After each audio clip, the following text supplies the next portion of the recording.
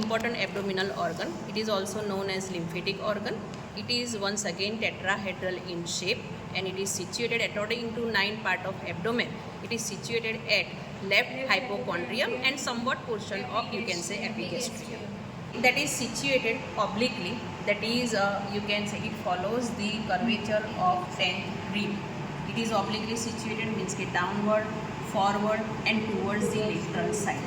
It forms an angle of 45 degree with horizontal plane. With horizontal plane it forms a 45 degree angle.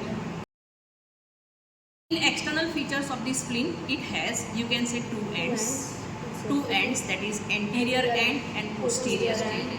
In anterior end, that is most probably according to anatomical position towards the lateral side. Because of that it is also known as lateral end, and posterior end towards the medial side. Because of that it is known as medial end. It has three borders. Number one, that is a superior, that is a sharp border, which has you can say certain notches are present, one or two notches are present, that is superior border. There is one inferior border also present, that is most probably rounded border, so this one known as inferior border. And there is one intermediate border present here, so this one intermediate border. So these are three borders: superior border, inferior border and intermediate border. It has two surfaces. There is one smooth convex surface that is known as diaphragmatic surface. It is completely covered with diaphragm, and another surface that is irregular surface, rough surface, that is known as you can say visceral surface. There are two angles present in the spleen. Number one, that is antero-basal angle. This is also known as clinical angle of the spleen. This angle formation occurs in between notch, that is a superior border, and anterior end. Here this one antero-basal angle in between superior border and anterior end. This is also known as clinical angle. Why? Because whenever splenomegaly occurs, or you can say expansion of the spleen or inflammatory condition of the spleen occurs, first of all this area inflamed. Because of that this one known as clinical angle. Another angle also present, that is known as posterior-basal angle. This posterior-basal angle, that is once again anterior end and you can say inferior border. This one posterior-basal angle, this one antero-basal angle, this one expanded anterior end, this one pointed posterior end, sharp superior border with certain notches, smooth diaphragmatic convex surface, inferior border that is rounded, and intermediate border this one. Hilum of spleen. What is hilum? Hilum, that is an entrance of you can say spleen, where entry and exit of vessels, nerves and lymphatics occurs. This one known as hilum of the spleen. It is situated near the intermediate border, or you can say it is situated in between superior and intermediate border. This one known as hilum. Here also you can see this one known as hilum. This one superior border, this one inferior border, this one anterior angle, this one posterior end, and here you can see this one hilum.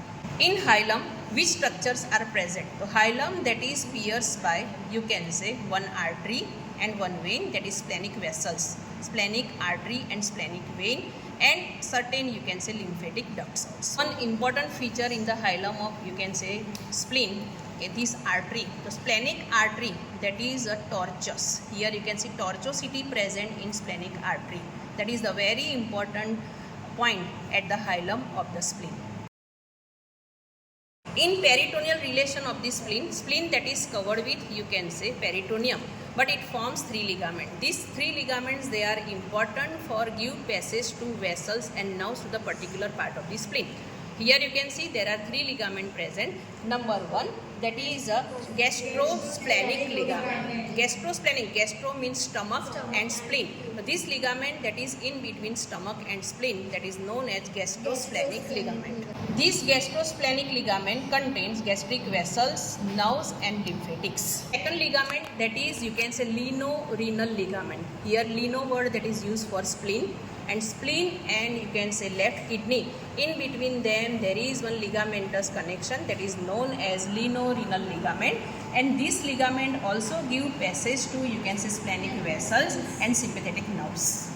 This lino-renal ligament also contain a last part of the pancreas that is known as tail of pancreas. Third ligament, that is a phrenicocholic ligament.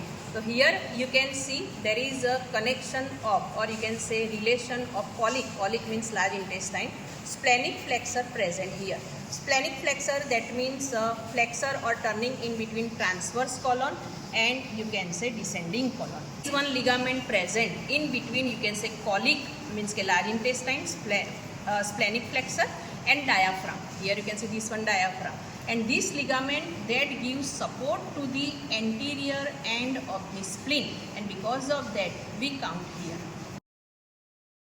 The visceral relation of the spleen, there are you can say two main surfaces of the spleen, that is a diaphragmatic surface and visceral surface. First of all, diaphragmatic surface. In diaphragmatic surface you must remember that it is completely covered with diaphragm with three ribs, that means 9, 10 and 11. 9, 10 and 11, you know better, that is a 10th rib curvature followed by spleen in anatomical position. So this one 9th rib, this one 10th rib and this one 11th rib. So 3 rib with diaphragm. Above the diaphragm it is also you can say related with left lung as well as left pleura. Visceral surface of spleen, there is one large concave impression present in between superior border and intermediate border. There is known as gastric impression. This is an impression of fundus of stomach. Second impression present over the spleen, that is in between inferior border and intermediate border. There is a you can say left renal impression. Third impression over the visceral surface at the level of anterior end, there is one triangular impression present, that is an impression of colic means a colonic impression, that is you can say splenic flexor.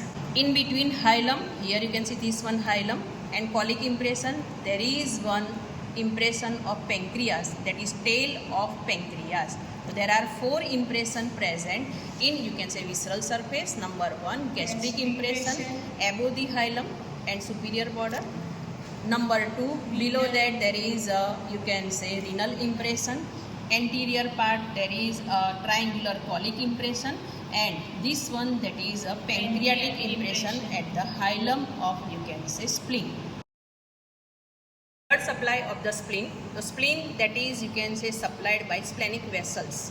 Splenic artery. The splenic artery that is a tortuous, here you can see, okay, and it is the main or you can say largest branch of you can say celiac trunk. Splenic vein. Besides it, there is a presence of splenic vein. This splenic vein that drain into portal vein, and finally it you can say drains into superior mesenteric vein.